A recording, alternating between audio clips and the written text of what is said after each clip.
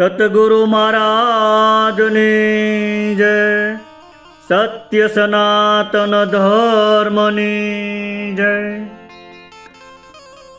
સકળ જગત ગુરુમાં રહે, ગુરુ રહે નિરાધાર, અન્ય આશ્રિત નહીં ગુરુ, ગુરુ રહે પરાની પાર। આજે ગુરુ કૃપાથી ગંગા સતીબાની એક આધ્યાત્મિક ભજનવાણીને મતિ અનુસાર સમજવાનો પ્રયત્ન કરવો છે। આધ્યાત્મિક માર્ગમાં સદગુરુનો ઉપદેશ મળ્યા પછી, અભ્યાસ જાગૃત થયા પછી સાધકનું લક્ષ્ય શું હોવું જોઈએ, તેણે કેવા કાર્યો કરવા જોઈએ અને કેવા કાર્યો ન કરવા જોઈએ, એનું સચોટ માર્ગદર્શન આપતું આ ગંગા સતીબાનું એકદમ આધ્યાત્મિક ભજન છે। તો જોઈએ ભજનના શબ્દો। પહેલી કડીમાં ગંગા સતીબા શું કહે છે કે અભ્યાસ જાગ્યા પછી બહુ ભમવું નહીં ને, ન રહેવું ભેદવાદીની સાથ રે, કાયમ રહેવું એકાંત માને, માથે સતગુરુનો હાથ રે, અભ્યાસ જાગ્યા પછી બહુ ભમવું નહીં। હવે ગંગા સતીબા ભજનની પહેલી કડીમાં સાધકને ચેતવણી આપે છે કે જ્યારે સાધકમાં આસો અભ્યાસ જાગે છે ત્યારે તેને બહારના પ્રપંચમાં ભટકવું યોગ્ય નથી। જ્યારે હાચી સાધના અગર તો અભ્યાસ શરૂ થાય પછી અહીં ત્યાં બહુ ભટકવું નહીં। અને જે લોકોમાં ભેદભાવ, મતભેદ, તર્ક વિતર્ક, વાદ વિવાદ હોય એમની સંગત ન કરવી, કારણ કે આવા લોકોની સંગત એ સાધનાને ખંડિત કરે છે, એવું ગંગા સતીબા કહે છે। માટે અભ્યાસ જ્યારે જાગૃત થાય ત્યાર પછી સાધકે અંદરથી એકાંતમાં રહેવું જોઈએ। મનને ચારે બાજુ ભટકાયા વગર સાધનામાં મન પરોવવું જોઈએ અને ગુરુની કૃપા પર સંપૂર્ણ વિશ્વાસ રાખવો જોઈએ। એકાંતમાં રહીને મનને સ્થિર રાખવું અને હંમેશા સદગુરુના આશીર્વાદ અને માર્ગદર્શન હેઠળ રહેવું, એવું કહે છે। હવે આધ્યાત્મિક ભાવથી સમજીએ તો એ બહારના ભમવાની વાત કરતાં અંદરના ભમવાની વાત વધારે છે। અહીં ભમવું એટલે મનની અસ્થિરતા બતાવે છે। મન સતત સંકલ્પ વિકલ્પ અને તર્ક વિતર્ક કરતું હોય છે, એ ભમવું છે। મનની સ્થિરતા વગર બોધ પકડાતો નથી। અને અભ્યાસ જાગવો એટલે ગુરુવાણી હૃદયમાં ઉતરે, સુરત અંદર વળે, મન શાંત થવા લાગે, ત્યારે અભ્યાસ જાગ્યો છે એવું કહેવાય। અને અભ્યાસ જાગ્યા પછી ભમવું નહીં। ભમવું નહીંનો વિસ્તૃત રીતે આપણે અર્થ કરીએ તો શરીરથી અહીં ત્યાં ભમવું નહીં, મનથી વિચારમાં ભટકવું નહીં, બુદ્ધિથી દરેક મતમાં ન ફરવું, સુરતથી વિષયોમાં ન ભટકવું, આવી વાત છે। અને સંતો છે ને એ અહીં આ ચોથી વાત, સુરતથી વિષયોમાં ન ભમવું, એના ઉપર વધારે ભાર મૂકે છે। પછી કીધું કે ન રહેવું ભેદવાદીની સાથ રે। તો આ ભેદવાદી શબ્દ સમજવા જેવો છે। ભેદવાદી એટલે જે હું ને તું, મારું ને તારું, સાચું ને ખોટું, તર્ક વિતર્ક, આવું જે કરવા વાળા છે ને એની વાત છે। ગંગા સતી કહે છે કે અભ્યાસ જાગ્યા પછી આવા લોકો સાથે ન રહેવું। આવા લોકો તમારી નિષ્ઠાને ડગાવી દે છે. અને આધ્યાત્મિક રીતે આપણે એનો અર્થ સમજીએ ભેદવાદીનો, તો ભેદવાદી એટલે જે આત્માને અલગ અલગ રૂપે જુએ છે, હું અલગ ને તું અલગ એવું માને, જેની દ્રષ્ટિ તત્વમાં નહીં ઘાટમાં છે. આવો ભેદવાદ સાધનામાં મોટો વિધન છે. સત્યમાં ભેદ નથી, ભેદ મનમાં છે. પણ ભેદવાદીઓ સત્યમાં જુદા પણ ઊભું કરે છે. એટલે ગંગા સતીબા ના પાડે છે કે ભેદવાદીઓ સાથે ન રહેવું. પછી કીધું રહેવું એકાંતમાં ને માથે સતગુરુનો હાથ રહે. તો હવે ઘણા લોકોની ગેરસમજ ઊભી થાય છે. આપણે સામાન્ય રીતે ભીડ ભાડમાં ન રહેવું એવું સમજીએ, પણ આપણા સિવાય કોઈ ન હોય એવી જગ્યાએ રહેવું, આવું આપણે સમજતા હોઈએ છીએ. પણ સંતોના મતે એકાંતનો અર્થ કંઈક જુદો છે. સંતોના મતે એકાંત એટલે એકનો અંત, બીજું કાંઈ ન રહે, માત્ર પરમાત્મા જ રહે. અથવા તો એકમાં અંત, એકમાં લીન થવું, આત્મામાં સ્થિર થવું, સ્વરૂપમાં સ્થિર થઈ જવું, આવી વાત છે. પછી કીધું માથે સદગુરુનો હાથ. તો માથે સદગુરુનો હાથ એટલે સદગુરુના જ્ઞાનનો આધાર, વિવેક, વિનમ્રતા, આજ્ઞા પાલન, સમરણ અને સતત અભ્યાસથી શિષ્ય પોતાને એવી સ્થિતિમાં રાખે કે ગુરુ કૃપાનો અનુભવ સતત એને થવા લાગે. હવે ગંગા સતી જાણે સાધકને કહે છે કે જ્યારે અંતરમાં જ્ઞાન સાધનાનો દીવો પ્રગટે ત્યારે મનને ફરી સંસારના મેળામાં ભટકવા ન દે. દ્વેષ અને ભેદભાવથી દૂર રહે અને અંતરના એકાંતમાં સ્થિર થઈ જા અને સદગુરુની કૃપા અને સત્ર છાયામાં જીવન વિતાવ. ત્યારે અભ્યાસ પરિપક્વ બને છે અને તને આત્મ સ્વરૂપ સુધી પહોંચાડશે. એટલે કીધું છે કે હરિ ગુરુ સંત કૃપા કરે, હરે સકળ સંદેહ, પરમ પુરુષ પરમાત્મા તાસુ લાગે ને. હવે બીજી કડીમાં આગળ શું કહેશે ગંગા સતીબા? કે ભાઈ રે તીર્થ વ્રત પછી કરવા નહીં ને, ન કરવા સદગુરુના કરમ રે, એવી રે ખટપટ છોડી દેવીને, જ્યારે જણાય માયેલો મરમ રે, અભ્યાસ જાગ્યા પછી બહુ ભમવું નહીં. તો એ ગંગા સતી કહે છે કે જ્યારે તને હાસુ આધ્યાત્મિક જ્ઞાન પ્રાપ્ત થઈ જાય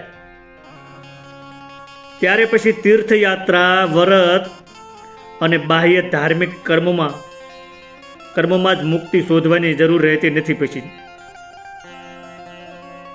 અને સદગુરુના નામે દેખાડા કે અંધાનુકરણ રૂપ કર્મ પણ ન કરવા. અને જ્યારે માયાનું હાસું રહસ્ય સમજાઈ જાય ત્યારે પછી બધી ખટપટ, દોડધામ અને વ્યર્થ પ્રયત્નો છોડી દેવા. હવે અહીં ગંગા સતી એમ નથી કહેતા કે તીર્થ ને વ્રત ને એ બધું ખરાબ છે, એવું નથી કહેતા. પણ એવું કહે છે કે જેને તીર્થનો હાસો અર્થ મળી ગયો તેને પછી બહાર તીર્થ શોધવાની જરૂર નથી રહેતી.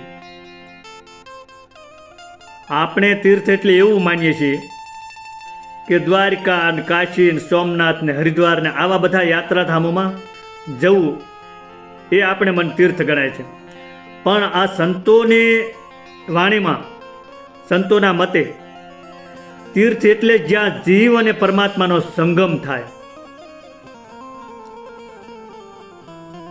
તો એ તીર્થ ક્યાં છે? તો કે પોતાના અંતરમાં. એનો અર્થ એવો નથી કે બહારના તીર્થોમાં ન જવું કે ખોટા છે, જઈ શકાય, પણ બહારના તીર્થોમાં મુક્તિ નહીં મળે. બહારના જે તીર્થ છે એ તો અંદરના તીર્થની યાદ અપાવવા માટે છે. વ્રત એટલે માત્ર ઉપવાસ ના, વ્રત એટલે સંકલ્પ. જ્યાં સુધી મન સંસળ છે ત્યાં સુધી વ્રત જરૂરી છે, પણ જ્યારે મન જ શાંત થઈ જાય ત્યારે પછી વ્રત સહજ જીવન બની જાય છે. દાખલા તરીકે શરૂઆતમાં માણસ કહે કે હું ક્રોધ નહીં કરું, એની ટેક લે તો આ એક ટેક એ વ્રત છે. પણ જ્યારે ક્રોધ જ ન રહે, એનો બધો જ ક્રોધ મટી જાય, ત્યારે પછી વ્રત કરવાની જરૂર શું? પછી વ્રત સહજ રીતે છૂટી જાય છે. પછીની પંક્તિમાં કીધું કે ન કરવા સદગુરુના કરમ. તો આ પંક્તિનો અર્થ થોડોક સમજવા જેવો છે. ન કરવા સદગુરુના કરમ એટલે સદગુરુ જે કાર્ય કરે છે તે કાર્યની નકલ કરવાનો પ્રયત્ન ન કરવો, એવું કહે છે. સદગુરુનું મુખ્ય કાર્ય છે જીવને આત્મજ્ઞાન આપવું, અજ્ઞાનનો અંધકાર દૂર કરવો, યોગ્ય શિષ્યને બોધ આપવો, કર્મબંધનમાંથી મુક્તિનો માર્ગ બતાવો, શિષ્યના આંતરિક સંસ્કારો પ્રમાણે માર્ગદર્શન આપવું. આ કાર્ય સામાન્ય મનુષ્યનું નથી, એ કાર્ય અનુભવ સિદ્ધ સદગુરુનું છે. હવે સદગુરુના કર્મ ન કરવા એમ શું કામ કહ્યું? કારણ કે ઘણા લોકો થોડું જ્ઞાન મળતા જ ગુરુ બનવા લાગે છે, બીજાને ઉપદેશ આપવા લાગે છે, દીક્ષા આપવા લાગે છે, અથવા તો પોતાને જ્ઞાની માનવા લાગે છે. એથી બસાવવા માટે સંતોની આ ચેતવણી હોય છે. એટલે ગંગા સતીબાઈએ કહ્યું કે સદગુરુનું કાર્ય પોતાના અહંકારથી ન કરવું. ગુરુનું કર્મ નહીં, ગુરુનું જ્ઞાન પકડો. હવે એનો ઊંડાણથી સાર સમજીએ તો અનુભવ વિના ગુરુપદ ધારણ ન કરવું, બીજાને ઉપદેશ આપવામાં ઉતાળ ન કરવી, પોતાના સાધના માર્ગમાં સ્થિર રહેવું, ગુરુના બાહ્ય આચરણની નકલ નહીં, પરંતુ ગુરુના જ્ઞાનને જીવનમાં ઉતારવું. પછી કીધું કે એવી ખટપટ છોડી દેવી. તો અહીં ખટપટ એટલે ઝઘડા, દોડધામ, ખેંચતાણ, વાદ વિવાદ, મારું તારું. પણ સંતોના મતે ખટપટ એટલે મનની સતત બાહ્ય દોડ, મનનો અહંકાર. શરીરથી અતિ દોડધામ મનની ઈચ્છાઓ, ચિંતાઓ, બુદ્ધિની તર્ક વિતર્ક અને હજુ કંઈક મેળવવું છે એવી અશાંતિ. ખટપટ એ માયાનું જાળું છે. વાસ્તવિકતા એ છે કે જ્યારે સત્ય મળે ત્યારે આ બધી ખટપટ ઓગળી જાય છે. છેલ્લા ચરણમાં કીધું કે જ્યારે જણાય માયલો મરમ. તો મર્મ એટલે રહસ્ય, અને માયા શું છે? જે અસ્થાયીને સ્થાયી દેખાડે, જે નાશવંતને શાશ્વત મનાવે એ માયા, જે દેહને હું મનાવે એ માયા. આમ તો સર્મ ચક્ષુથી જે દેખાય છે એ બધી માયા જ છે. માયા કોઈ સ્વતંત્ર શક્તિ નથી, એ અજ્ઞાનથી ઉભેલો ભ્રમ છે, અને આ ભ્રમ જ્ઞાન થતા ઓગળી જાય છે. સદગુરુનો સત્ય બોધ થતા માયા છૂટી જાય છે. આખી કડીનો સાર સમજીએ તો ટૂંકમાં જ્યાં સુધી સત્યનો અનુભવ ન થયો હોય ત્યાં સુધી તીર્થ, વ્રત અને સાધના ઉપયોગી છે. પરંતુ જ્યારે માયાનું રહસ્ય ખુલ્લું પડે અને અંતરમાં પરમનો અનુભવ થવા લાગે ત્યારે બાહ્ય સાધનોમાં અટવાઈ ન જવું, કરતાપણું છોડીને સહજ શાંતિમાં સ્થિર થવું, એ જ સાચી સાધના છે. હવે ત્રીજી કડીમાં આગળ ગંગા સતીબા શું કહે છે કે ભાઈ રે હરિમયે જ્યારે જગત જાણ્યું ને, ત્યારે પ્રપંચથી રહેવું દૂર રે, મોહ સંઘળો પછી છોડી દેવો ને, હરિ ભાળવા ભરપૂર રે, અભ્યાસ જાગ્યા પછી બહુ ભમવું નહીં. તો એ ભજનની આ ત્રીજી કડીમાં ગંગા સતીબા સાધનાના ખૂબ ઊંચા પડાવની અહીં વાત કરે છે. પહેલી કડીમાં અભ્યાસ, બીજી કડીમાં માયાનો મર, અને હવે આ ત્રીજી કડીમાં સાધકને સમગ્ર જગત હરિથી વ્યાપ્ત દેખાવા લાગે એની વાત કરે છે. જ્યારે માણસને સમજાય છે કે આખું જગત ઈશ્વરથી વ્યાપ્ત છે, એટલે કે પરમાત્મા સર્વવ્યાપક છે, ત્યારે તે પછી છેતરપિંડી, દેખાડા, દમ અને વ્યર્થ સાંસારિક ગૂંચવણથી એ દૂર રહે છે.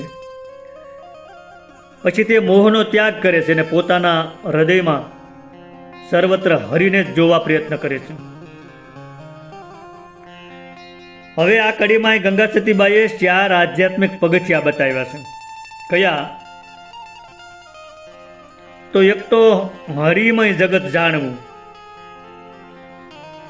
બીજું પ્રપંચથી દૂર રહેવું, ત્રીજું મોહનો ત્યાગ કરવો, અને ચોથું હરિમાં પૂર્ણ દ્રષ્ટિ સ્થિર કરવી.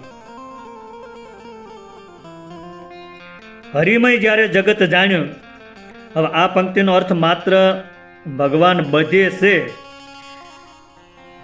એવું બોલી દેવાનો નથી, પરંતુ જાણ્યું એટલે અનુભવ્યું. જ્યારે ભીતરથી એવો અનુભવ થાય કે દરેક જીવમાં એક જ ચૈતન્ય છે, દરેકમાં એક જ ચેતનાનો પ્રકાશ છે, નામ રૂપ ભલે જુદા છે પરંતુ તત્વ એક જ છે, ત્યારે જગત હરિમય લાગે છે. તો હરિમય જોવું એટલે દરેકમાં રહેલા ચૈતન્યનો આદર કરવો, નામ રૂપમાં અટકવું નહીં, પણ તત્વને ઓળખવું.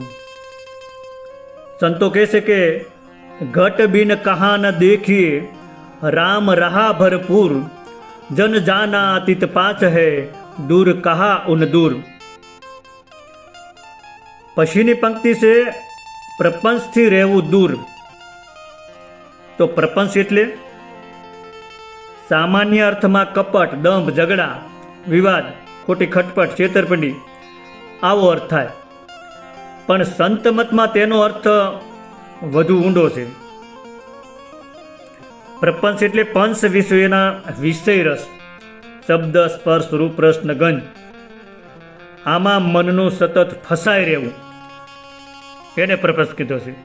ટૂંકમાં જે મનને પરમથી દૂર લઈ જાય છે એ બધું પ્રપંચ જ છે. જે સુરતાને વિષયોમાં ભટકાવે છે એ પ્રપંચ જ છે. આવા પ્રપંચથી છૂટવાનું ગંગા સતીબા કહે છે.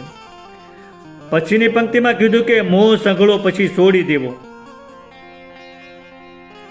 તો અહીં મોહ એટલે માત્ર પરિવારના પ્રેમની આસક્તિ જ નહીં, પણ સંતો અનિત્યને નિત્ય માનવાની ભૂલને મોહ કહે છે. આ દેહ મારો છે, આ ધન મારું છે, મારું સોમાન, મારી આબરૂ, આ બધું મોહ છે. પ્રેમ અને મોહમાં ઊંડો ફરક છે. પ્રેમ મુક્ત કરે છે અને મોહ બાંધે છે. અહીં તો માલિકી છોડવાની વાત નથી. તમારું જે કાંઈ છે એ તમારું જ રહેશે, એ માલિકી છોડી દેવાની વાત નથી, પણ માલિકીનો અહંકાર છોડવાની વાત છે. ફરજ અદા કરો પણ આસક્તિ ન રાખો. પછીની પંક્તિમાં કીધું કે હરિ ભાળવા ભરપૂર. તો ભાળવું એટલે આંખથી દેખાવું કે શોધવું જ નહીં, પણ ઓળખવું અને ભરપૂર એટલે અધૂરા મનથી નહીં, પણ હૃદયની વિશાળતાથી, પૂર્ણતાથી.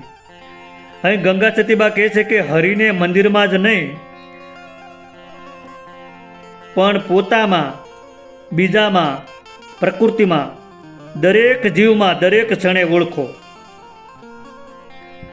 અહીં હરિ એટલે અજ્ઞાનને હરનાર પરમાત્મા, અને ભાળવું એટલે પોતાના આત્મ સ્વરૂપનું જ્ઞાન થવું, જ્યાં દરેક અનુભવ, દરેક જીવ અને પોતાના અંતરમાં એક જ પરમ સત્યનો પ્રકાશ અનુભવો,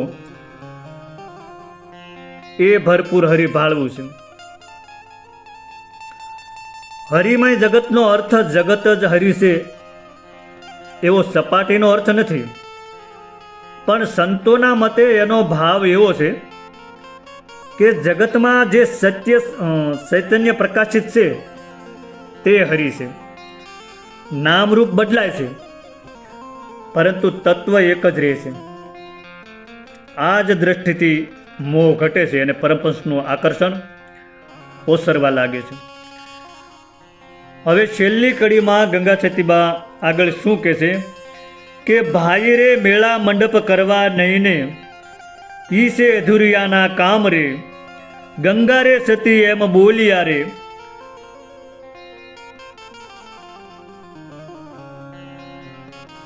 ભાળવા હોય પરિપૂર્ણ રામ રે, અભ્યાસ જાગ્યા પછી બહુ ભમવું નહીં ને.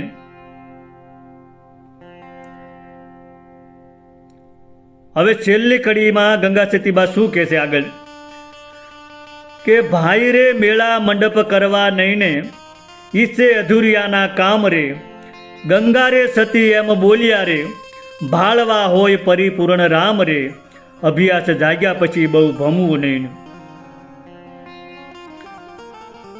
તો આ ભજનની ચોથી અને છેલ્લી કડીમાં ગંગા સતીબા આખા ભજનનો નિષ્કર્ષ બતાવી દેશે, અને સાધકે શું ન કરવું અને શા માટે ન કરવું એ બતાવ્યું છે. અહીં ગંગા સતીબા કહે છે કે જો પરિપૂર્ણ પરમાત્માને પામવા હોય તો દેખાડા માટેના મેળા, મંડપ, ધાર્મિક પ્રસંગો અને બાહ્ય ધામધૂમમાં અટવાઈ ન જવું. આ બધું છે એ બધા અધૂરા માણસોની ઈચ્છાઓને સંતોષવા માટે જ હોય છે, પરંતુ પરમાત્માની પ્રાપ્તિ માટે પૂરતું કે જરૂરી નથી. હવે આ થઈ ભૌતિક રીતની સમજ, પણ સંતોના આધ્યાત્મિક સંદેશ જુદા હોય છે. આધ્યાત્મિક રીતે મેળા અને મંડપ એ શબ્દો પ્રતીક છે. તેનો અર્થ માત્ર મેળા ભરવા કે મંડપ બાંધવાનો નથી. સંતો કહે છે કે જ્યાં મન બહાર ભેગું થાય ત્યાં મેળો છે, જ્યાં અહંકારને સ્થાન મળે ત્યાં મંડપ છે. મતલબ કે પરમાત્મા બહારના શોરમાં નહીં, અંતરના મૌનમાં મળે છે. હવે આ કડીમાં 4 મુખ્ય શબ્દો છે, એ સમજવાના છે: મેળા, મંડપ, અધૂરિયા અને પરિપૂર્ણ રામ. અને 4 શબ્દોમાં આખી સાધના સમાઈ ગઈ છે. પહેલું, મંડપ મેળા કરવા નહીં, તો મોટા ધાર્મિક કાર્યક્રમો પાછળ જ દોડતા ન રહેવું. મેળાનો ગૂઢ અર્થ એવો છે કે જ્યાં મન અનેક વિષયો સાથે ભેગું થાય એ મેળો, અને મંડપ એટલે જ્યાં અહંકાર પોતાનું પ્રદર્શન કરે. સંતો બહારના મેળાનો બહુ વિરોધ નથી કરતા, પણ આ અંદરના મેળાને રોકવાનું કહે છે. મનમાં જે હજારો વિચારોનો જે મેળો સર્જાય ને એ મેળાને રોકવાની વાત. બીજો શબ્દ છે મંડપ. તો મંડપ એટલે અહંકાર પોષવા માટે જે ઊભો કરેલો આંતરિક મંચ. ત્રીજો શબ્દ છે અધૂરિયા. તો અહીં અધૂરિયા કોને કહ્યા છે? તો જે પોતાને દેહ માને છે, જે આત્માને ઓળખતો નથી, એવા લોકોને અધૂરિયા કીધા છે. જેને પોતાનું પૂર્ણ સ્વરૂપ મળ્યું નથી અને જે હજુ બહાર પૂર્ણતા શોધે છે એને અધૂરિયા કીધા છે. એટલે કે જે હજુ મેળા મંડપ દેખાડા અને ભીડમાં પરમાત્માને શોધે છે તે અધૂરા બોધમાં છે, એવા લોકો અધૂરિયા છે. પછીનો શબ્દ છે પરિપૂર્ણ રામ, એટલે પૂર્ણ બ્રહ્મભાવ, પરમ તત્વ. જ્યાં હું અને મારું ઓગળે ત્યાં પરિપૂર્ણ રામનો અનુભવ થાય. પરિપૂર્ણ રામ ક્યાંય બહાર મળતો નથી. તે તો ત્યાં પ્રગટે છે કે જ્યાં અહંકાર શાંત થાય અને મન સ્થિર થાય. હવે ગંગા સતીબાઈએ આધ્યાત્મિકની પારદર્શકતા બતાવી છે અને કહે છે કે દેખાડો એ બોધનું માપદંડ નથી. ભીડમાં સત્ય મળતું નથી. પૂર્ણતા એકાંતમાં ખીલે છે.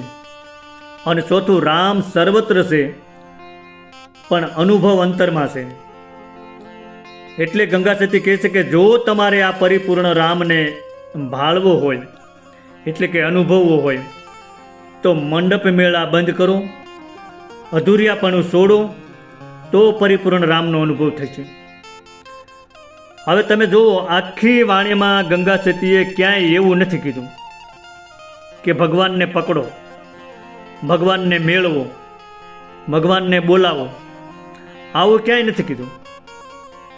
તેમણે શું કહ્યું કે ભટકશો નહીં, ખટપટ છોડો, મોહ છોડો, પરપંચ છોડો.